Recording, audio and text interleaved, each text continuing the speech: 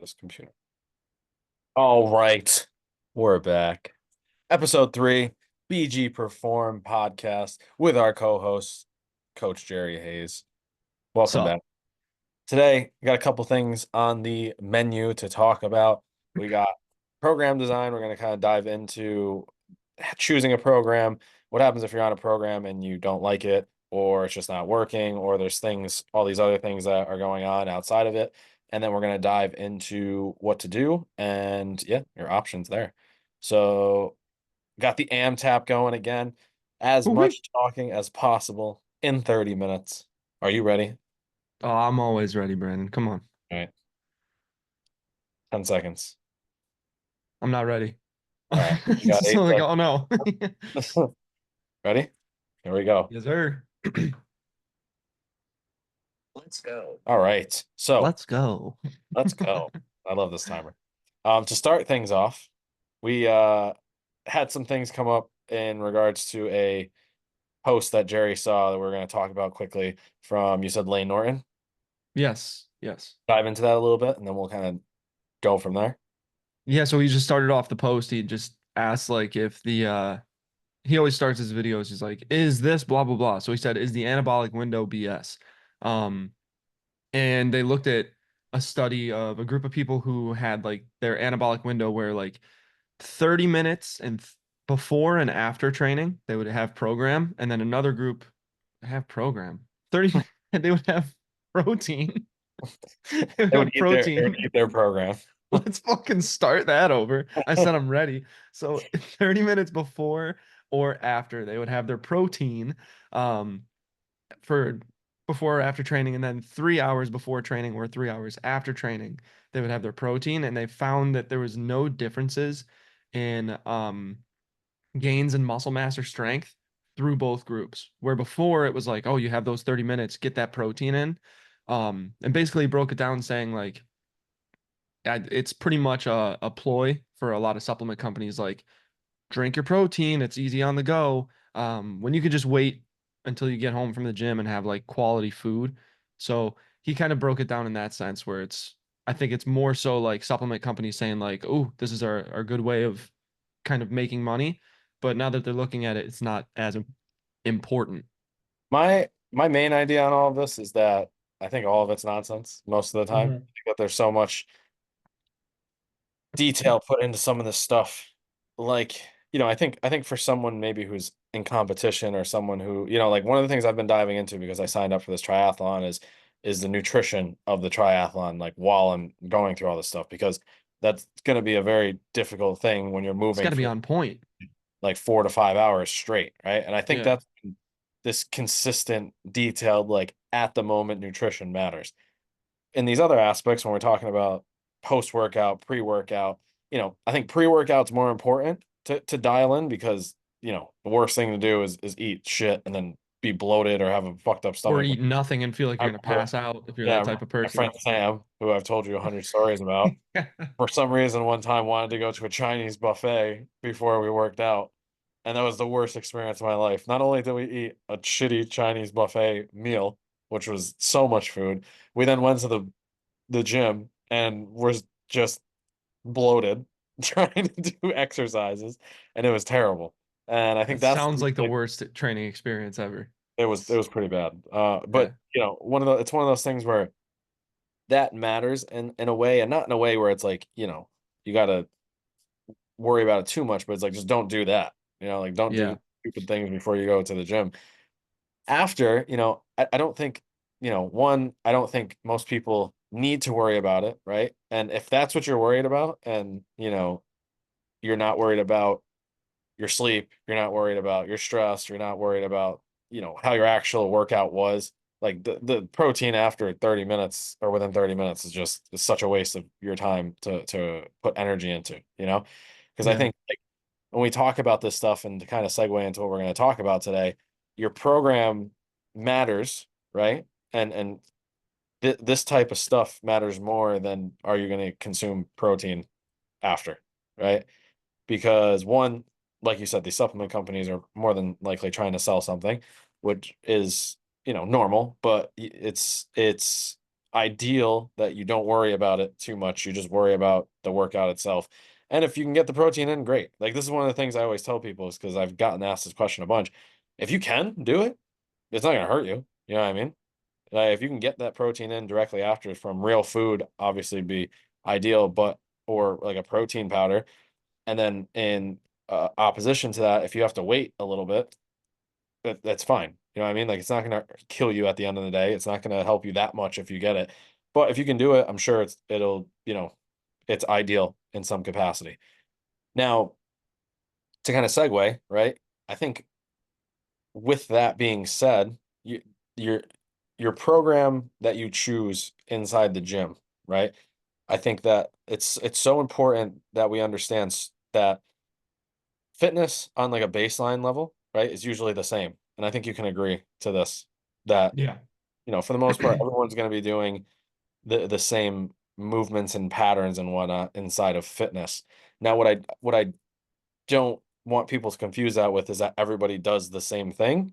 I just want them to understand that, like, for the most part, everybody's going to squat in some capacity. Everyone's going to do hinge work. Everyone's going to do pressing and pulling. Everyone's going to do core work. Everyone's going to do single leg work, rotation, that type of thing. This is all very normal for most people. The specific exercises that either get chosen or the reps and sets schemes and the tempos, that's where the individualization really comes in. And that's, in my opinion, where a coach can really communicate effectively with a client, right? It's not so much because I've noticed this just more and more as I've gone down this path of working with some of these people. It's like there's so much that ends up being similar in the grand scheme of things, right? If you were to take like a 2,000 foot view of a program I write for myself, for Ian, for my older women clients, like if you really took like a huge step back, I'm sorry. You'd be If like, damn, I you, actually look really huge. Am I the step back, bro? if you're just listening to this, I was just flexing. Anyway, Yeah. if you take a huge 2,000, foot view of it, they would honestly look pretty similar. The daily structure, the time, the warm up sets, the exercises themselves might look similar from afar, right? But then when you take that 1,000 foot view, you can start to see, oh, maybe the sets and reps are a little bit different. Maybe the percentages of the numbers that we're using are a little different. Maybe the rest times are a little bit different, right? Then you take that 100 foot view, and that's when you start to see, okay, the rest times in between are significantly different. The supersets are different. The amount that we're changing week to week is different. The tempos are different. And this is where a lot of that detail starts to come in and really give someone a true understanding of what I'm trying to communicate with them that they can accomplish, right? Now, most people, most people don't necessarily know about this level of detail, unfortunately, and how helpful it is. So you're going to find most of these people in something like, our Transcend program or, an average general program that someone writes that most people can follow efficiently, right? And I think most people fall into that side of the what would you call it? The spectrum? I don't know, Yeah, like I guess you could say bell curve. spectrum. Yeah. I guess the bell curve. Yeah, that works. Most people are generally going to be in like a program, right? And then the other side of it's going to be individualized programming or just kind of making up their own stuff, right? And I think the individualized aspect of it really gives you a lot of leeway because you have someone like myself or Jerry or whoever it is that you work with as a coach that you trust that can design the program that really is best for you around time, around duration, around movements, around progression, all this stuff, right? But if you're kind of and I say that because if you have someone doing that for you, then that is your program. You don't really have to like choose what your type of program is, right? But what we want to talk about is for those individuals who either don't have a coach or maybe looking to kind of figure out like what do I do inside of my program, right? Or how do I choose what to do? And I think, Mhm. one I made a post about this, I think this past week about I think it was this morning, the 8 fundamental environmental things that you need to kind of adjust and look at before to get the most out of your training and nutrition, right? So go check that out and look at it. But there's there's so many things that go into the program and honestly the program itself really kind of goes down the list of importance. And when you're starting to find a program or you're starting to choose a program, the first thing it needs to do is kind of fit your lifestyle, right? And I think you can agree with this. And I think Yeah. that the lifestyle fit has to be like a glove, because that's where most of the success comes in, you know? And if you have anything to add, just jump in. But with the Yeah, there's lifestyle, a train going by right now. So I I got don't know if you could hear that. I muted I mine. can't. I can't. Okay, good. There's trucks flying by. Can you hear the trucks on mine?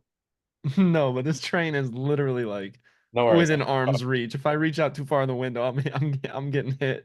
I So got you. No worries. I got you. So, when you're looking to make these choices for a program, it's really ideal that it fits your lifestyle, because that's going to be the driving factor behind it. If you're choosing, a powerlifting program which requires you to be in a gym for 2 hours a day, doing these, specific accessory movements and going through this stuff on a daily basis, and you have 45 minutes, I mean, I don't even have to say that. It's just not going yeah, to it work. doesn't the Right? math isn't mathing. Yeah, Yeah.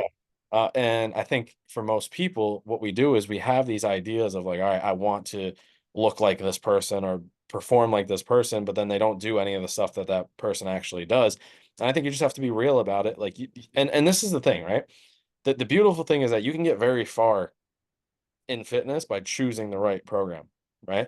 And I think what tends to happen is it's very hard to filter through the bullshit of the fitness industry. And I'm actually working on something for this, which I'll announce probably in the coming months. But you're filtering the shit that's going through where people are saying, "Oh, here's my shortcut to, abs, legs, arms, whatever it is." They just throw in the body part, but shortcut to shred, shortcut to gain, shortcut to whatever. And these aren't the things that you want to be following for a lot of reasons. One, because they might not really be effective for you lifestyle, right? A lot of them come with like very aggressive and what would you call fad diet type things, where they're not Yeah. really sustainable. And that's an issue, and I think that the biggest thing at the end of the day is, where is your lifestyle at, where are your priorities at, because that's number one, right? And then from there you can decide, okay, what type of program can I actually start to even consider? Does that make sense? Yeah, and you touched on the point too where like if you're not getting your life together outside of all this stuff, like the program starts to kind of fall down the list of priority. And that's just because, like, again, if you're just saying, I want to look like this person, it's like, okay, yeah, they did this program, but they slept 8 hours. They're eating the right amount of calories for them, not just like macros, but like they're getting everything they need, like micronutrient wise, so they can actually recover. So there's a lot that goes into it. Uh, so like just seeing like I want this as a big picture, and then just trying to put the pieces together is hard. But if everything kind of falls in place because of a plan, then it works But out. we could, and again, I don't want people to get discouraged. I don't want them to hear this and be like, "Oh, well, then I just can't work out, like, or work out hard." That's not Well, the yeah, I case. mean yeah, you could do almost anything and become fit, but it's like finding what works best for you as far as your schedule. That's going to be the program to go with. Yeah, and I think a lot of, and honestly, like if we're looking at a lot of the fitness people in the industry, including myself, I probably work out too much, right? It's just because like Yeah. it's what I do, it's what I enjoy, and my extra free time goes towards that. I don't have kids, I don't have that type of thing in my life, so it's like I enjoy it, so I do it when I have the extra time and energy. But I do it so I can figure out what's actually necessary for the people that I work with, right? And I think that a lot of people need to understand, some of these programs are just like a little bit much for even the people that are following them. So you Yeah. can't imagine yourself as someone who doesn't have all these different, foundations set for fitness to succeed in something that's just super aggressive. All I'm saying here is, when you start, right? If you're at a starting point in fitness where the thing is to get fit, we just want to pick something that fits our lifestyle for that moment in time. If you got kids, you got to bring them to school, and you know you don't really only have 45 minutes. You want to make that 45 minutes as effective as possible, right? You want to make sure you're hitting the entire workout, building that confidence each and every day, something that builds on itself over the weeks and months, so that you can start to fit in that time and build more and more and more confidence, so that at the end of that first month, that first 2 months, 3 months, whatever it is, you see the difference, right? There's nothing worse than starting a program, and I've done this. I know you've done this. Like, you start a program, you get into it, and then it's like a weekend, and you're like, this just isn't working for me, but I'm gonna try to just keep pushing through it and pushing through it and pushing through it. And then you're 3 months in, you're like, well, that didn't work, right? And I know Yeah. this is something you mentioned before we even had this conversation.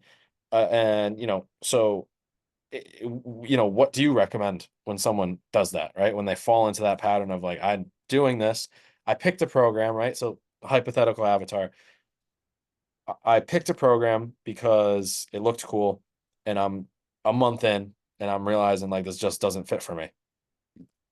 Yeah, I did this recently where I mean I think it was last summer things got so busy with you moving and me like getting Hmm. my business together that I didn't want a program for myself. So I was You like, becoming homeless.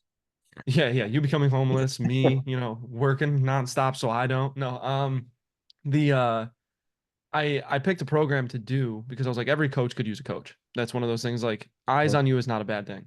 So I picked a program and it was 5 days a week. And I remember at the time I was really picking up on boxing, striking, kickboxing, and I was getting into jujitsu a little bit. And with the amount of hours that I was working, trying to fit in 5 days of lifting with 3 days of striking and 1 day of jujitsu a week was killing me. Not only physically, like I did not recover, but also I wasn't able to sleep um, because I'd have to wake up at 4 a.m. to open up the gym. Like it was a lot of stuff that I was trying to pack into a short day, essentially, because of everything else in my life that was taking up time. Um, so for me, I ended up just switching the program because I knew I had to look at my priority. And at that time, striking and grappling was my priority. So I cut back on the lifting days so I can kind of ease myself back into a schedule that works. But if I were to just keep going with the 5 days a week, an injury was going to happen. Because I know me, I know how poorly I sleep, even though sleep hygiene is really good. I'm off screens. I'm trying to not eat too late. I'm not having caffeine after 12 o'clock. Like it's you know your body and you start to learn what works for you. So I knew that if I was going to continue with those 5 days, it wouldn't work. So I would say find your priority, whatever it is, whether it's like maybe it is just lifting. Maybe you want to lift 5 days a week. Um, but on the side you're biking and swimming a lot. Maybe cut back on the days for those or the time for those to allow yourself to lift more. Just find what your priority is and do what you can to get that done. Everything else fitness wise will be a supplement, whether it's hiking, swimming, biking, whatever. Yeah, so I think that's really good advice. I think, for someone who chooses a program and finds out that like it's just not working for me, ideally you have someone in your corner that you can turn to and be like, hey, how can I change this? Right. But again, if you don't have a coach or you don't have someone, one, if you can get it and it's something that you can fit into your life and your budget, like I think it's a great investment, Like even for me with this triathlon, I'm playing around with a lot of stuff right now, right? And I'm trying stuff and I feel good. But when it comes down to it, last 6 months, I'm gonna find someone to help me with this, right? Whether they're showing me the ropes or showing me where I need to be at what points, or they're just writing the program for me and I'm following it, whatever it ends up being, that I'm gonna reach out to those types of people that I know I can trust. But I know right now with the extra time, I'm able to kind of fit some things in. I'm able to practice and play around, so I know what works when the time comes to actually train. And I think that one of the things that people mistake is that in the grand scheme of things, when you look, you get that excitement right away of like, oh, I'm gonna work out, I'm gonna change my life, I'm gonna do everything, right? And then, you have that first day, that second day, you're sore, that third day, it's like, all right, I'm already exhausted, and it doesn't work out. And then you're a month in and you've hit maybe 50% of the workouts, right? And this is where we start to fall off because people look at the what they haven't done versus what they have done, right? And I think with some of this stuff, I think we fall into this basket of like most people could make the time to work out, being honest. Like it's just excuses, right? Whether it's waking up early, whether it's, again, I'm always a proponent of waking up a little bit earlier, right? Because it's to me, that's not a lot of people are up. There's not a lot of things that are going to bother you that early. And, later at night is when everybody else is up. There's kids, there's practices, there's family, there's drama, all of that. So like for me, waking up early is just always the answer. But with a program, right, it's putting yourself in the best position possible to succeed. And then if you don't have that, you find the way to fit yourself into that. For example, like you said, you were training 5 days a week, striking 3 days a week, jujitsu twice a week.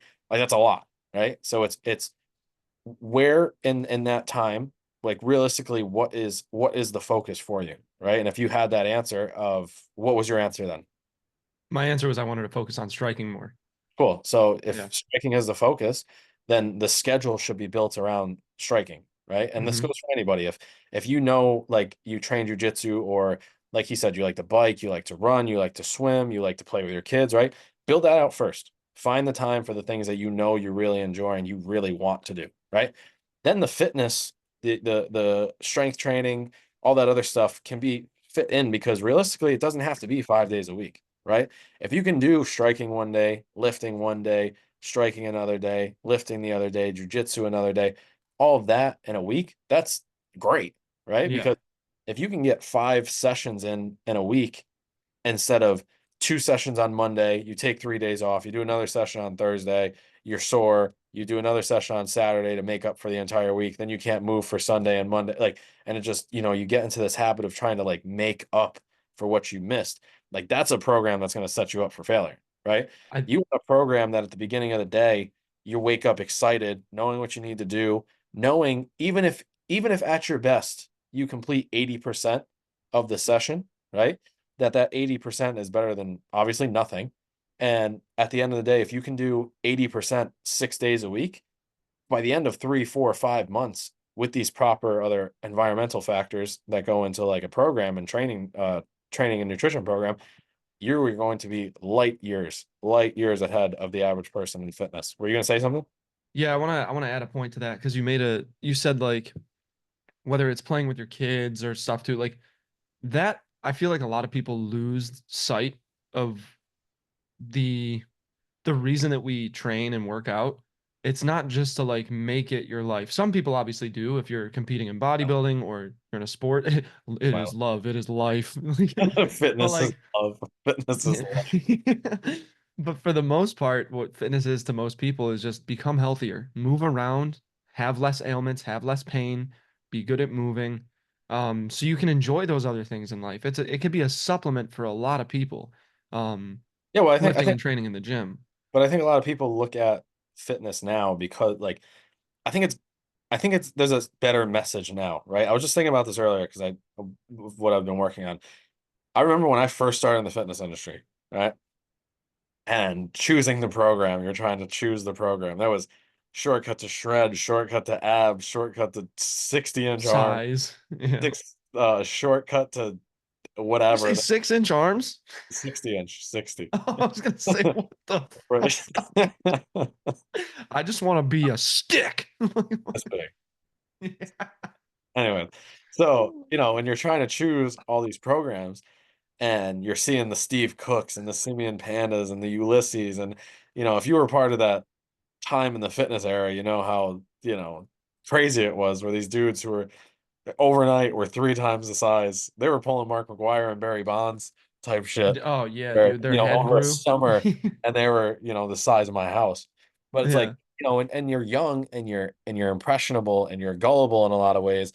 And looking back at some of those programs, yeah, they helped. A lot of those programs helped set us off. Like, I think probably most of the people that are our age at some point follow a Steve Cook program, Oh or hell yeah. Big Man on Campus, or whatever. Big man on campus was the shit. Yeah, Yeah. and or like me, I used to do these Muscle Farm workouts that I would see. They would pop these muscle Oh, on programs Instagram. on Instagram. Oh my God, dude. They had LaRon Landry, who was the safety for the Redskins at the time, now known as the Commanders.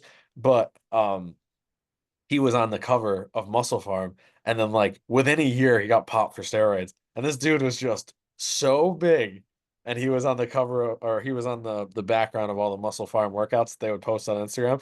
I remember me and Nick would just open up Muscle Farm, just be like, all right, German volume training, 10 by 10, cool, let's do it.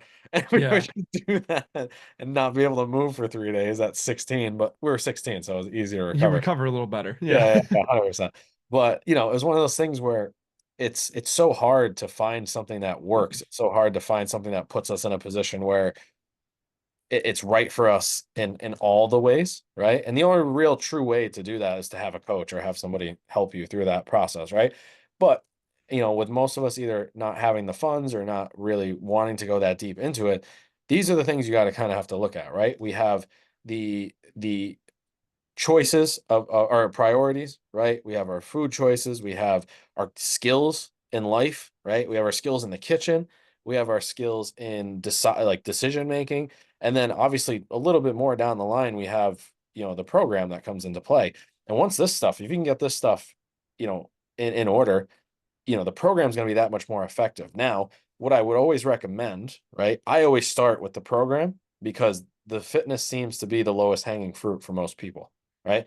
The fitness seems to be the thing that most people can in some capacity will themselves to do. And once you kind of get going on the fitness, that really starts to get a couple of the dominoes falling. So you can start to look at nutrition. So we can start to sleep a little bit better. So we can, insert correction here, right? And I think with fitness, one of the biggest things that we can really start to do is play the role of matchmaker in program by deciding really like, what can like starting with these factors, right? When you're looking in, because one of the things I wanted to do at this was give valuable takeaways that someone can do to actually like pick a program, right? Really sit down and write out your top three priorities right now. Is it, if it's work, if it's kids, if it's making money, if it's fitness, right? Whatever it is, just be honest about it and really write down. And if you can't figure it out, or you're kind of feeling like you're not being honest about the outcome of what it is, look at your schedule. Where is your time? If you look at your schedule and you see 10 of your hours in a day are dedicated to, work, then like there's your priority. That's obviously Mhm. your priority because you're giving it 10 hours of your day, right? You can make a change if necessary, but if you're giving 10 hours in a day to something, that's probably a priority, right? From there, if you're looking at your schedule and you're deciding like, okay, I'm not happy with where I'm putting my time, then let's make that adjustment first off, right? Then from there, what I want you to kind of look at is how much time do I actually have to be in the gym? Realistically, most people don't need to be in the gym over an hour. If Yeah. you're in the gym over an hour, you're either wasting time or you're just, I don't know what you're doing, right? But like you just don't need to be there in over an hour. Waiting for the Unless like extension machine at the gym that only has one and like I guess 30,000 people. I guess if you're waiting. But, in general, I think that you don't need to be in the gym for more than an hour at any given point. Now, again, I say that when I'm in the gym for a long time, but there's difference because I'm training for something, and when you get into that field of having to train for a specific event, then we can talk about longer and the times are in there. But the average person, figure out your priorities. And if you can't figure it out, look at your schedule, and your schedules are going to tell you. And if you don't like your schedule, change your schedule to what fits, right? From there, how much time do you actually have in a day to train? And be honest with yourself, right? Like, I think most people, even if you're starting out, 45 minutes is really good, right? An Mhm. hour, 45 minutes to an hour is great, right? Then from there, we need to figure out, okay, what type of gym do I have access to? Am I comfortable using a barbell? Am I comfortable doing some, different style of movements, right? Like, where do I want to kind of fall in my type of program? And if you want to do more, what they call functional stuff, right? Maybe you want to do a little bit more hybrid training, maybe you want to do powerlifting, whatever it is, and this is where you can kind of find the you look at the individual as a kind of guiding factor of like, what do they do, what seems to be their specialty, right? I've done so much that I don't, I guess my specialty now would be the fight game, but I've done so much CrossFit, I've done so much powerlifting, I've done, I'm training for a triathlon. These are all different things that I'm doing or have done in the past, that I have experience in each of these fields, that I can help most people in these things. But you can look at the average person and say, okay, this dude's a powerlifter, right? Let me see kind of what it looks like, or ask him questions and see like what we can do, right? And then from there, you know, the biggest next thing is just trying to figure out, now I have, so my priorities are set. I know how long I want to be in the gym. How many days a week do I want to be in the gym? Right? If I know that I can make it there for sure 3 days, start with 3 days. And if you have an extra couple days, throw in, that's when you can start to have some fun in the gym, right? If you know, and this is another thing that I think a lot of people, where they struggle inside of fitness, they don't give themselves enough time to be creative, right? A great thing that I think is ideal is, and some people don't like this, but 3 days a week of like proper following a program, and 2 days of just go in and do stuff you like. play around with Hmm. stuff, try different movements, whatever that might be, and try to have some fun in the creativity of what you're doing, right? So once you figure out the priorities, once you figure out the time that you want to be in the gym and the amount of days you want to be in the gym, give yourself time to follow something consistently, whether it's a month, whether it's 2 months, whether it's 3 months, and set some targets so you can see if there's progress being made, right? I think that one of the last things I'll say, and I'll let you talk, is, some of the goals that people set are so broad that it's impossible to fail, right? And then you're following something for so long that you have no idea if you failed or passed, just, because the goal is just to do something, right? And if that's the goal, that's great. But at some point, obviously we want to have some measurable aspect that we can be like, oh, this is good. Like we're making progress, or I am enjoying this, right? That can also be part of the goal, is like, if you're just enjoying it, great. Just keep going and keep doing what you got to do. Well done. We'll Well keep going. done. We'll keep going. Well So, done. yeah, so I think that it's important, and I think it's one of the things where that really kind of has to be the step. So just to kind of recap, and I'll let you add to it. Figure out your priorities. If you can't, if you don't like your schedule where your priorities are at, change your schedule, right? Figure out how much time you want to be in the gym, figure out how many days you want to be in the gym, and then figure out what to fill those days with. And, obviously, if you always have questions, we're here to answer them. But go ahead. Yeah, I mean, as far as finishing points, I think priorities is the biggest thing because that helps you set goals. So, like you said, priorities are important, but I've even fallen into this myself where I've wanted to train to fight. I've wanted to gain size because I've always been like that smaller frame. And those are two very different goals. So finding which one was most important to me, and I realized that I'm just passionate about both. So I'm not really chasing like a certain weight goal or trying to fight, but instead I'm just enjoying the process right now. I'm having fun with it. And then if my goal changes in the future, my program can change with it. So just find again what works best for you as far as schedule, recovery, and biggest thing too, like what you enjoy. Training should not be something to drag your feet around about. Like you should be excited to go to the gym, excited when you leave the gym about the progress that you've made either that day or the progress that you know you're going to see in the following weeks. Yeah, one of the things one of my mentors told me was training should look, for the average person, should look 80% what you like, and then 20% shit you don't like that you have to do, right? Because we don't want to just do, oh, I love bicep curls, let's just do that all day, right? Yeah. We want to push ourselves. We want to find that edging of the comfort zone, right? Find that, get into it, get out of it. I should use I was just phrasing. I should have I'm just said I'm that. It's constantly edging in the comfort zone. just- I tried to hold back the laughter, but I was like, fuck it, just let it that's go. not a word. As soon as I said it, I was like, damn, that was the wrong word. Anyways, find the edge of the comfort zone and get in Uh, there, and find ways to just push ourselves, because I think that while that 80% of enjoyment is crucial, we need that little percentage at the end to get us into that next part, and to constantly evolve what we like to do. Because if we just do what we like, I think I don't need to rephrase this. We're not going to get anywhere. You know what I mean? If we just yeah. keep ourselves, and I should rephrase that, because you can get pretty far. But, if you want to continuously progress, just keep edging the comfort zone. Yeah, just I think the takeaway from today's AmTap is just don't be afraid to edge. Don't be afraid of edging that comfort zone, you know? Oh man. Maybe that's what you need in your life, just a little bit of edging in the comfort zone. Maybe. I don't know. Yeah. But yeah, I think that's good. I appreciate you guys for listening this far. If you have any questions, or if you need help figuring this out, just send us a message, one of us a message. If you follow us on Instagram, if not, at Coach Jerry Hayes and at BG Perform _. Always there. DMs are open. We can answer any questions, or we can get you set up on one of our programs. We have the Transcend program. We have if you're a fighter, we have the Fight Camp, in camp, and off camp. We have the 12-week weight loss program, and we also have the new 12-week dinner party program. Oh, so wait, what was that? The 12-week dinner party program. I think that's what Yeah. it was. So that was a program designed specifically by Jerry, and we call it dinner party because we're trying to get more plates, trying to get more weight. The More dinner. more plates in the kitchen, more plates in the gym. That's what it's all about. Everybody is invited to the dinner party if they so choose. Hmm. So let us know. And even at past that, obviously we have the individualized programming options, and we're working on a lot more. So, we have a bunch of options for you to make your life a lot easier. But if you just want to talk and figure things out, we're here. All right.